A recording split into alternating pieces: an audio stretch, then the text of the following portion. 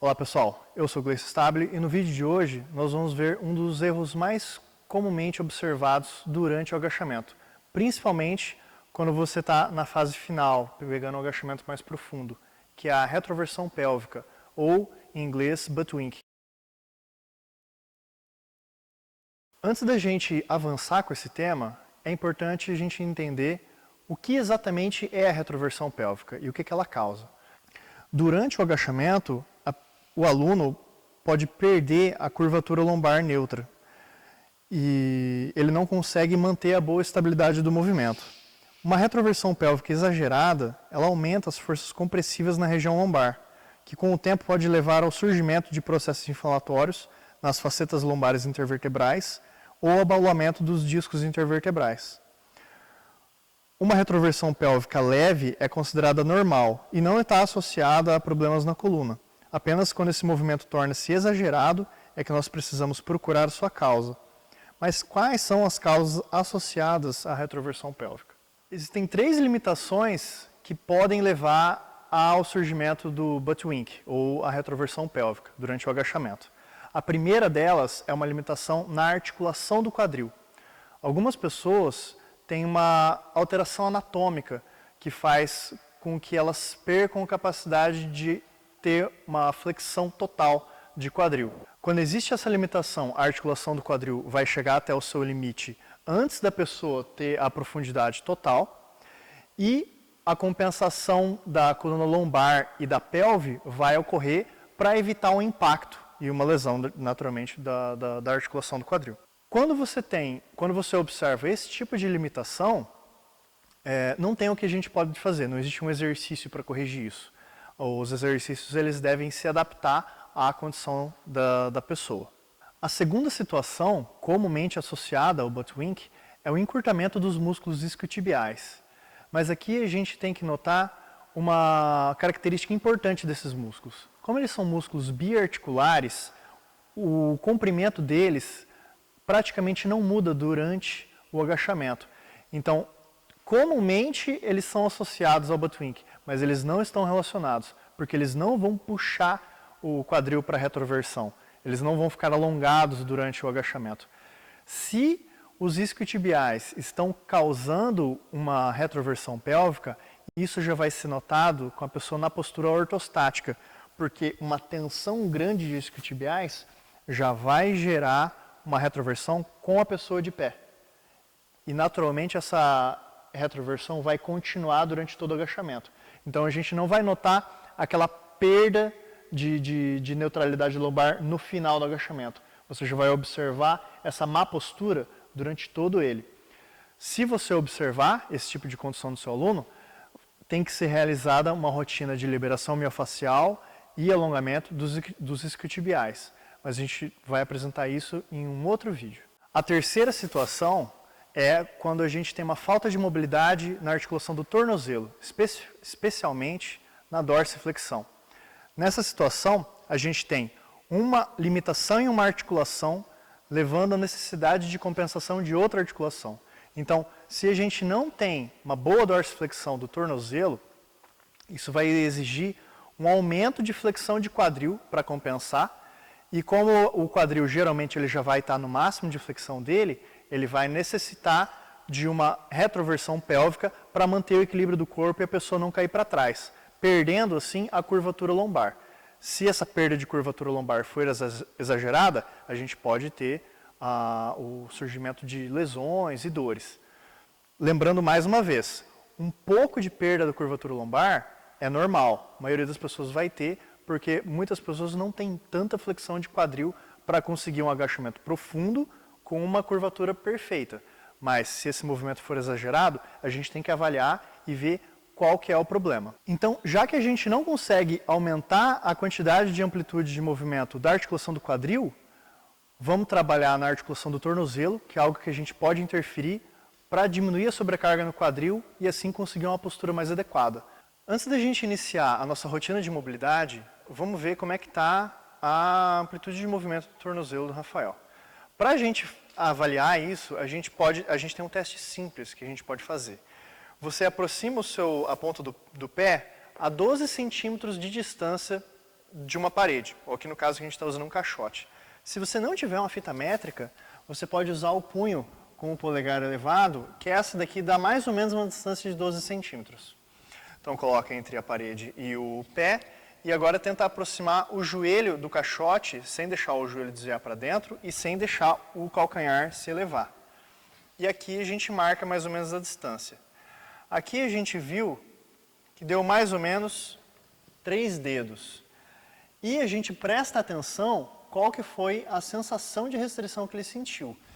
Existem duas restrições que você pode sentir. Uma sensação de pinçamento na parte anterior da articulação ou uma sensação de restrição aqui perto do calcanhar, no final ali do tendão de Aquiles. O que você sentiu, Rafael? Mais pensamento. Sentiu mais pensamento.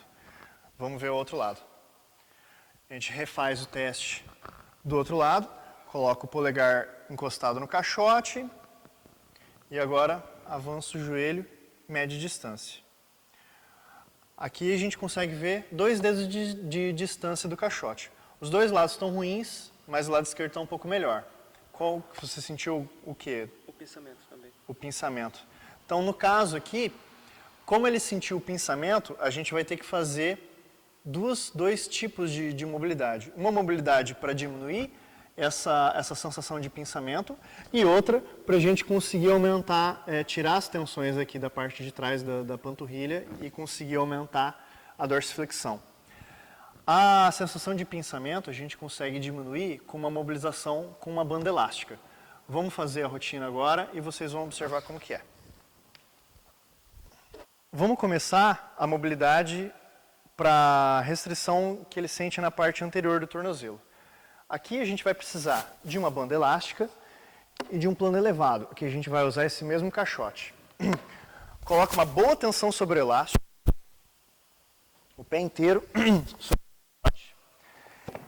Isso. E aqui a gente tem que observar que o elástico ele tem que estar bem sobre a articulação do tornozelo, porque a gente precisa mobilizar o talos.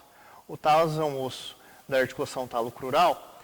Quando a tíbia avança para anterior, se o talos ele tiver posicionado para frente, ele vai bloquear essa articulação e ela não vai conseguir realizar a dorsiflexão. A intenção do elástico aqui é que com a mobilização a gente consiga jogar o talos um pouquinho para trás, facilitar esse deslizamento dele, natural que ele tem, e assim ganhar amplitude e diminuir essa sensação de pinçamento. Como que a gente vai fazer? A gente tem que manter esse elástico passando por debaixo do maléolo aqui, lateral, e fazendo um ângulo um pouco de 15 graus para baixo, por isso que a gente coloca o pé um pouco elevado. E a gente sustenta 5 segundos e volta o joelho para trás um pouco. Vem mais 5, vem, 1, 2, 3, 4, 5, volta, repete. A gente vai fazer isso de 15 a 20 vezes, dos dois lados, porque ele sente pinçamento dos dois lados. Se ele sentisse pinçamento só de um lado, a gente precisaria fazer só de um. Bom? Feita aquela mobilização inicial, agora a gente vai fazer uma outra mobilização para trabalhar a resistência dos tecidos que ficam atrás aqui da panturrilha. Essa a gente vai fazer com um rolinho de soltura, de liberação miofascial. Você pode usar um rolinho mais macio se você tiver muita dor, se você tiver muita sensibilidade, mas com um rolinho mais duro ou até com cano de PVC, algo que ofereça maior resistência, você vai conseguir mais eficácia. À medida que você for repetindo essas mobilidades ao longo do tempo, dos dias, você vai perceber que você vai resistir mais. Então você pode usar um rolinho mais duro. Aqui a gente vai usar um que é um de isopor mais resistente. Alguns estudos mostram que a liberação miofascial antes dos treinos, eles aumentam a mobilidade dos tecidos, mas você não perde força. Então é muito bom fazer esse tipo de liberação antes de treinos de força.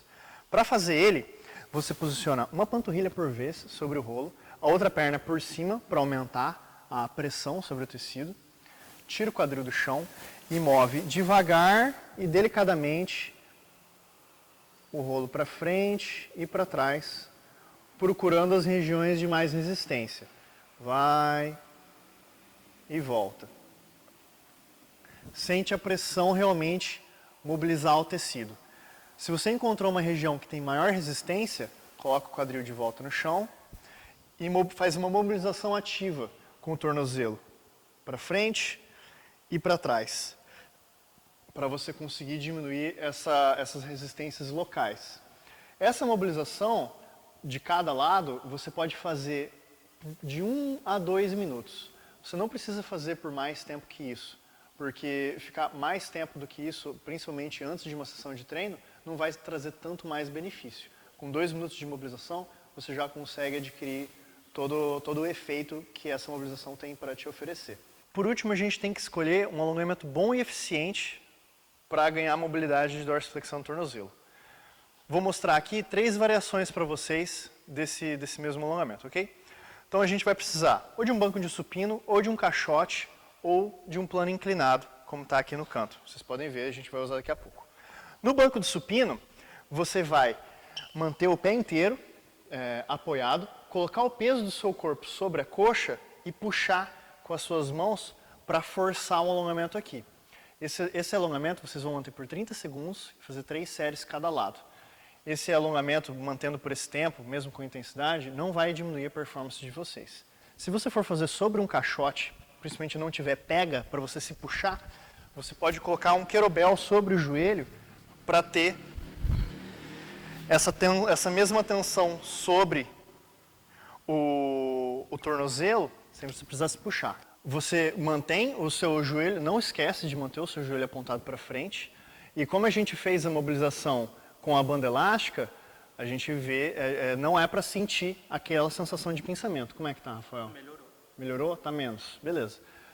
O ideal é a gente conseguir eliminar a sensação de pinçamento, mas como ela melhorou, já mostra a eficiência da mobilização. Vamos mostrar ali no plano inclinado. A terceira opção desse mesmo, não é para fazer os 3, é para escolher uma delas. É vir aqui no plano inclinado e fazer o alongamento aqui, mantendo o calcanhar e jogando o quadril para frente. Como vocês podem imaginar, existem várias outras modalidades de alongamento e mobilizações que podem ser realizadas para o tornozelo. Mas o que deve se ter em mente antes de iniciar a sua rotina é lembrar-se dos 3 tipos de mobilização: a articular, a miofascial e o alongamento. E escolher um exercício de cada, que se encaixe melhor na sua necessidade. E não usar todos os alongamentos e mobilizações que você já ouviu falar. Isso vai ser muito contraproducente.